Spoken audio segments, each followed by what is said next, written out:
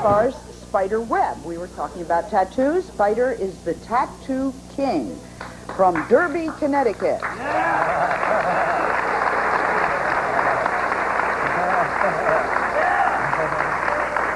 And next to him is a man whose hobby is pretending he is the king. Please welcome Elvis impersonator Ronnie Allen.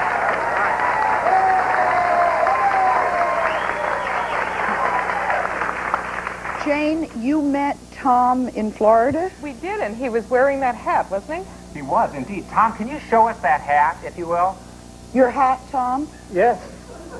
Yes, it's kind of unusual. Is that cypress? Well, it's the only hat like that in the world. I believe Tom also has the Mona Should I tell Lisa you how there. it got like that? No. Show us the Mona Lisa, will you? Show us the Mona Lisa. These are called, see, I lived in Florida. Tom sees faces in these cypress knees. These are the things that grow up on the side of cypress trees. Look at that. There's the Mona Lisa. Amazing. Very nicely done. Thank you. Thank you very much. Spider, what are you holding in your hand? The world's most photographed hat. No, Tom, darling. Your turn is over. We're going to Spider now. Okay? We call that Mona Lisa. We do, but it looks Thank you very nice. much. I really like it. It does look like the Mona Lisa. We have to get you some shoes, right? I couldn't get you then. Well, that's all right. You're from Florida. Spider, what are you holding in your hand? I'm holding my electric crutch, kind of like Tom's hat. It's the only one in the world. The only one in the world. So when I play, I never make a mistake. By the way, I give crutch lessons also. Good, and there's an old bra and some panties hanging off of The that. stuff they throw from Sally, the audience. Spider is really the premier tattoo artist in the world today. He's world famous for his creations. He's also the proprietor of the Bra Museum up in Connecticut, the only one that I've ever heard of. Bra Museum? Yes, Brazier Museum. Oh, bra. Yes. And that's bad taste. I think Spider is tattooed himself head to foot, but he's being very modest today and covering it up. I think did you bring a model with you Yes, today? Diane is here. The girl who works for me, Diane. I did a very large tattoo on her back. It's a dinosaur motif. It's done mostly in black and gray, and there's just a little hint of color in it. And it goes from her neck right down to her butt. Spider, is that painful to have something that size put on? You'd have to ask Diane. It hurts when they open their wallet. To me, it's all just another day, it's another job. And what do you do if you get tired of a tattoo? Stop. No, but once it's on your skin, then what?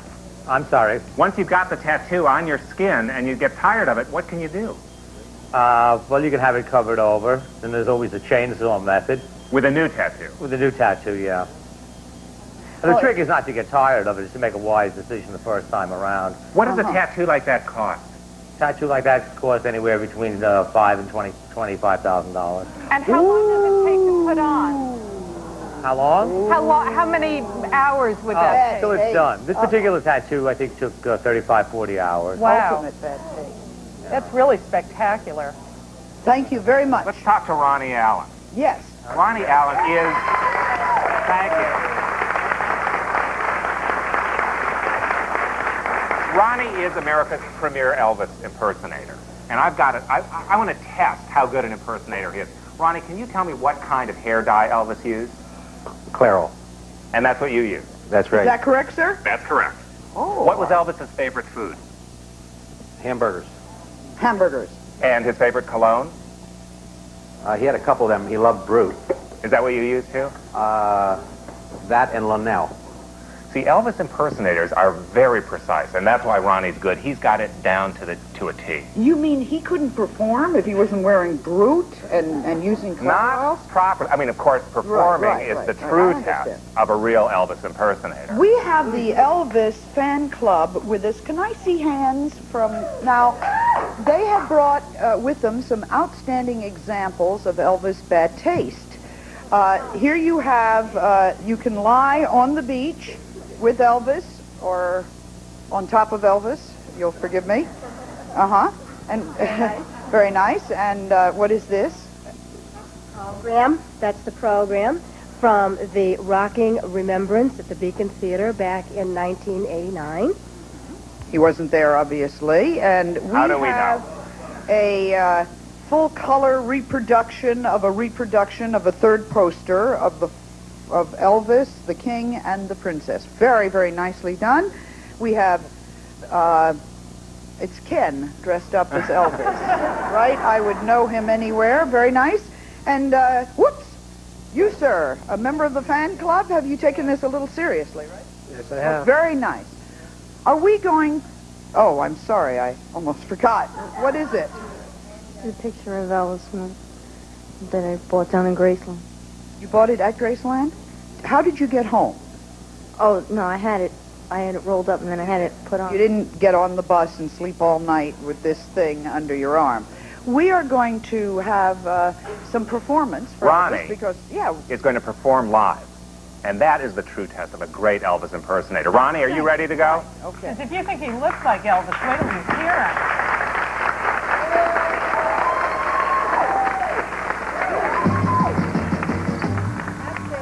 Baby, let me be love and teddy bear. Put a chain around my neck.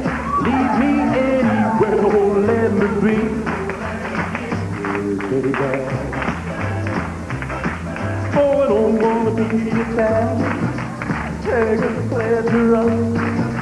I don't want to be alive. Lie on, say it, your kind. Love and wanna be your teddy bear. Put a chain around my neck. Leave me anywhere. Oh, let me be your teddy bear. Baby, let me be round you every night. Run your fingers through my hair. Cuddle me so shadow. Let me be your teddy bear.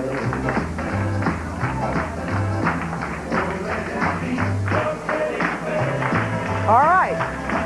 Here you have an Elvis dollar.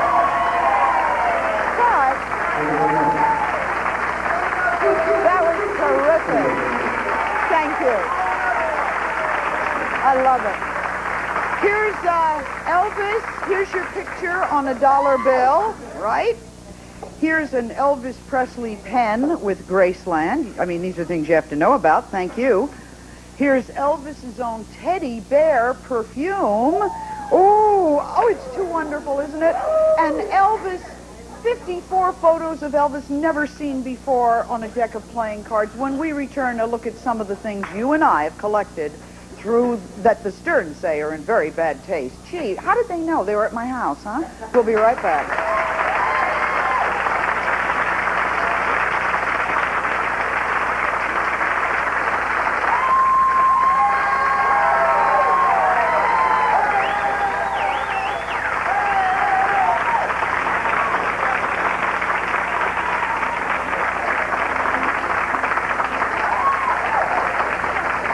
From Graceland, and this is part of Jane and Michael Stern's collection. Now, they aren't called the King and Queen of Kitsch for nothing. They actually have a room in their home full of things that they say are in bad taste. And you actually have a home full of bad taste. that people can come to your home and see this, right? Yes, and we'll tell all the way from the pink flamingos on the front lawn into the inside.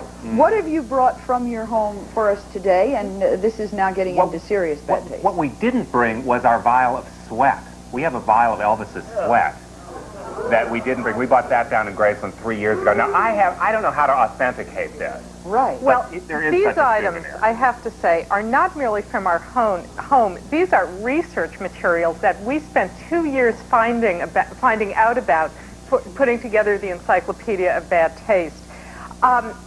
Things that most of us take for granted, like the whoopee cushion, That's Sally. bad taste. Okay, I think your audience has seen a whoopee cushion. Do it on the camera, yeah. I scared the entire first row here. This charming little object, which is from a gag and novelty shop, actually goes back to 17th century France, where they were made out of pig bladders and used on stage in French farces. And the rubber chicken, another well-known and loved gag item, is mostly manufactured in Barcelona, Spain. And this is the kind of crazy trivia that we hungry for facts. put together we in the to know book. Everything about these.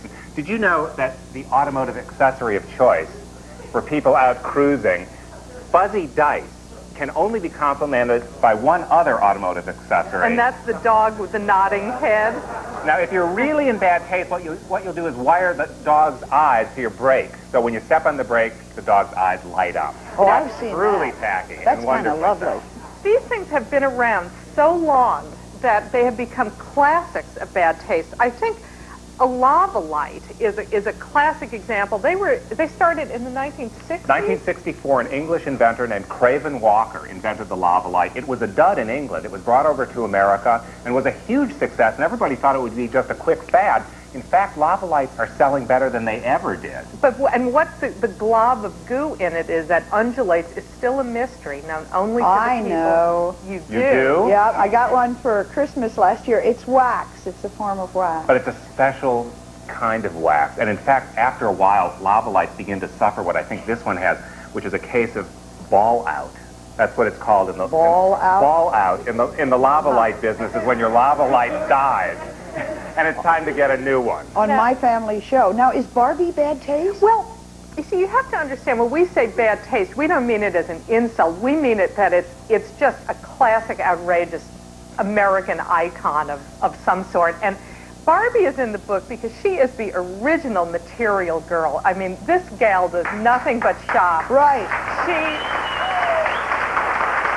She lives to turn Ken's vinyl head. I mean, I think Madonna imitates Barbie because, like Madonna, she's wearing her little bustier and she's out in public. Barbie is she's got a fabulous figure, and in fact, when she was introduced in 1959, it was shocking that there would be a doll with an actual figure, because before that, all dolls were like baby dolls. It has also been, Barbieologists have said if Barbie was 5'7", blown up to human size, she would wear a size 39D brassiere. Now, how's that for a fact? See, we can use that kind of information at That's important stuff. Our Hollywood parties. That's important stuff. Now, hold for a minute. Just hold for a minute. We have some homemade examples of bad taste. This isn't yours, is it? What is this? Do you know? Does anybody on our staff? It looks like it's made out of food. What is it? Made out of macaroni? Well, I think that's one of those craft things that people do, right?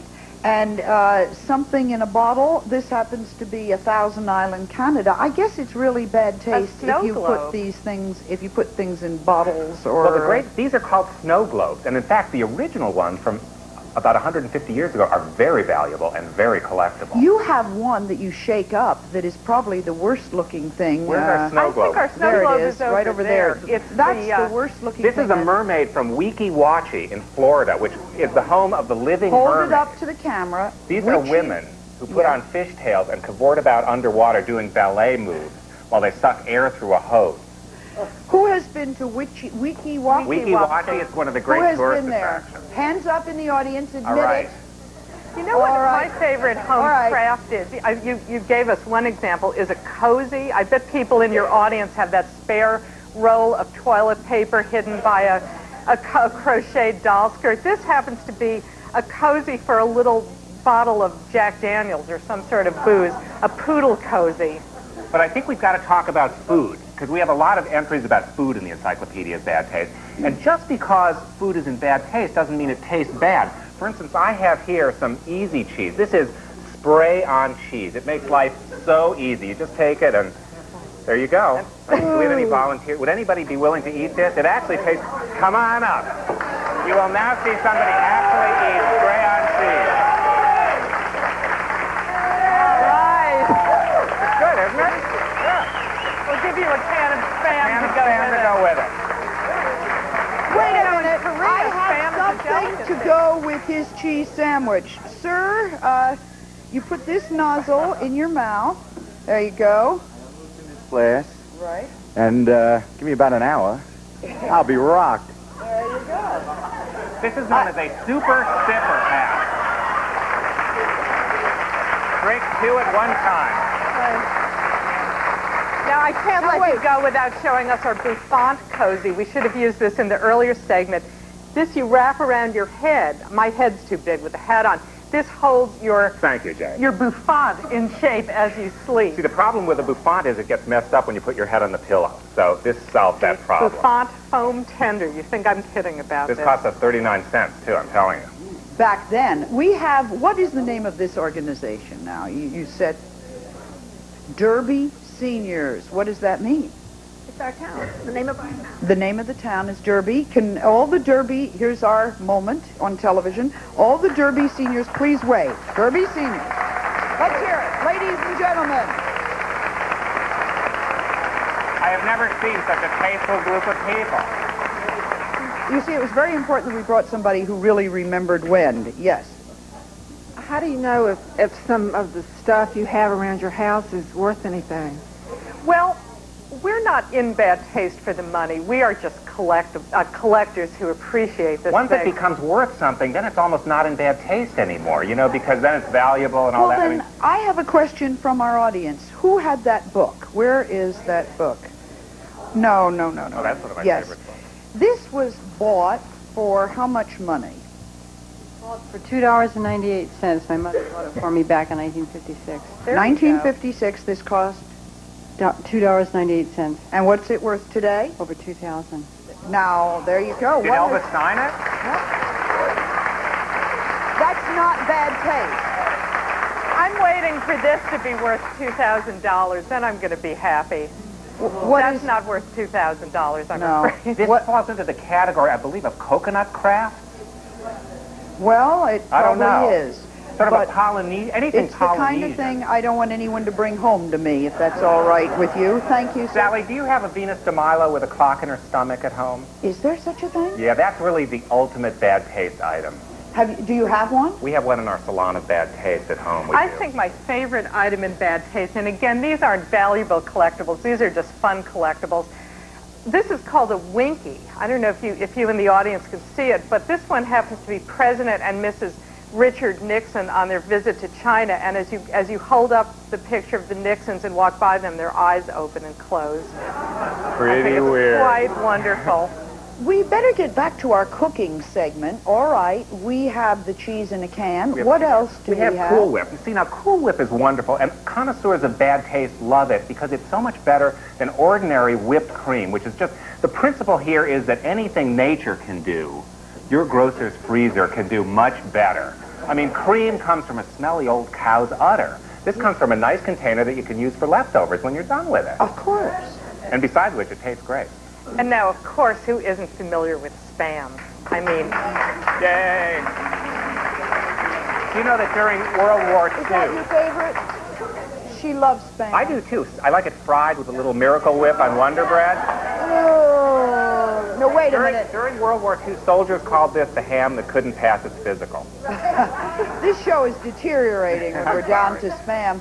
A quick once-over on anything we've forgotten. well, let's see. What about that forefront of Tacky cosmetology, 5-inch fingernails painted in every shade of the rainbow with rhinestones. This particular set says Party Hardy spelled out on it with diamonds. I think this is right up there with leopard skin clothes. And foremost among our items up here is our life-size inflatable Wayne Newton. Now, I have to tell you, he is anatomically incorrect. There's nothing under those leopard skin pants.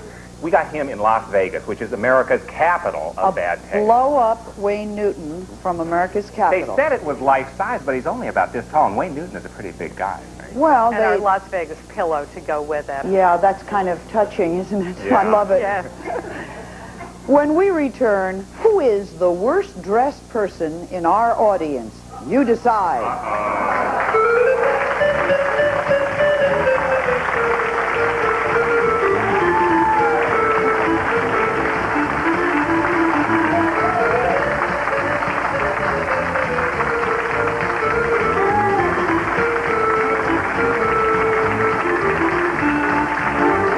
With some audience members that they have selected for our first annual Bad Taste Contest. Blink, take it away. Thank you very much, Sally. We were roaming the audience, and we found 6 bad taste contestants.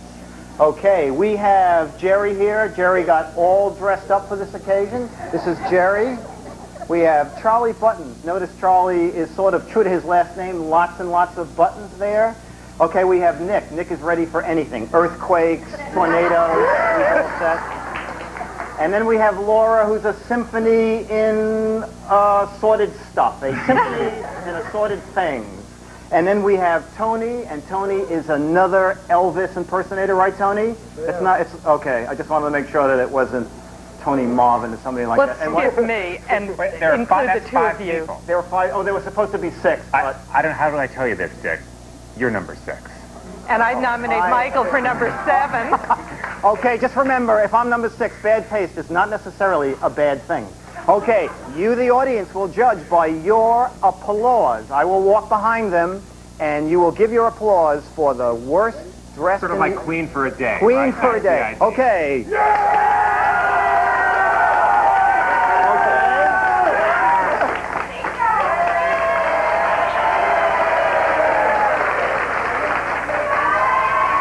No, not so much. Okay.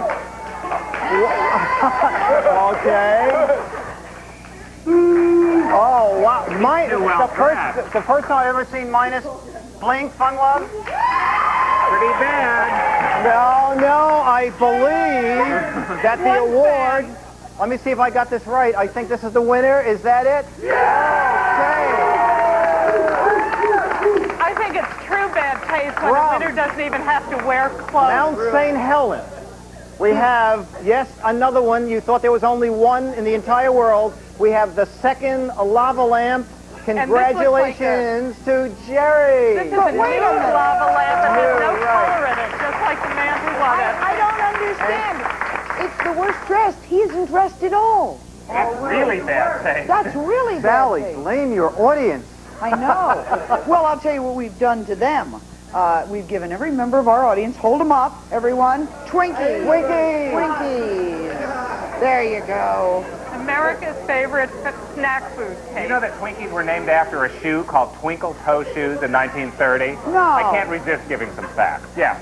The man who invented them was looking at a billboard. He couldn't think of what to call them. They saw a billboard for Twinkle Toe Shoes. And one of the They said, major "That's it." American zoos, I think it was Cincinnati, used Twinkies to lure escaped orangutans back to their cages. So everybody likes The man Twinkies. who invented them ate 3 a day for his entire life and died at the ripe old age of 88. And Blink was promised 6 Twinkies as payment for coming here. So Blink does not work cheap. You aren't 6 kidding. Twinkies. 6. Man extracts a high price. We're going to take a break. We will be right back.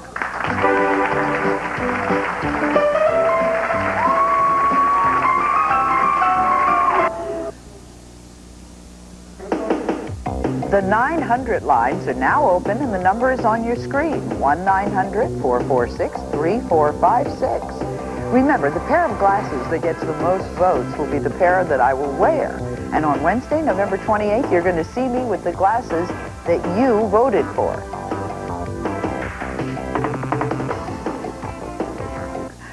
Okay, the pair that wins is the pair I'm going to be wearing, I think, for the rest of my life. Wednesday, November 28th, you're going to be seeing me wearing the glasses that I hope you voted for. Today's a good day to vote. I would like to thank Mr. G's got his snake, okay? Sorry, Roseanne Barr, she's there. Everybody's fine. You were a terrific audience. We thank you very, very much. All of you, very good sports for hanging around. And all the people on the show, thank you very much. Appreciate it. Mr. G, take it away.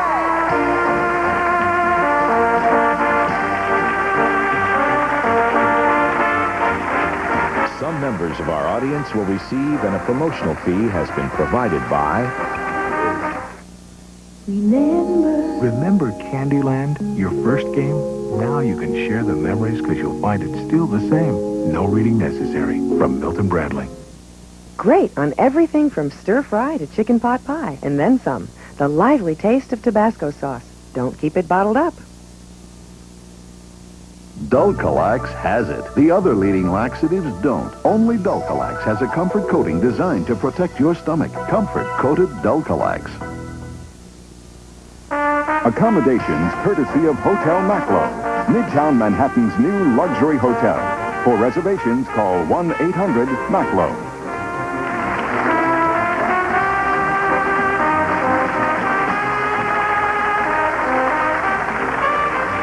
Say, kids, if If you were in the peanut gallery on the Howdy Doody show, call Sally Collect at 212-582-1722.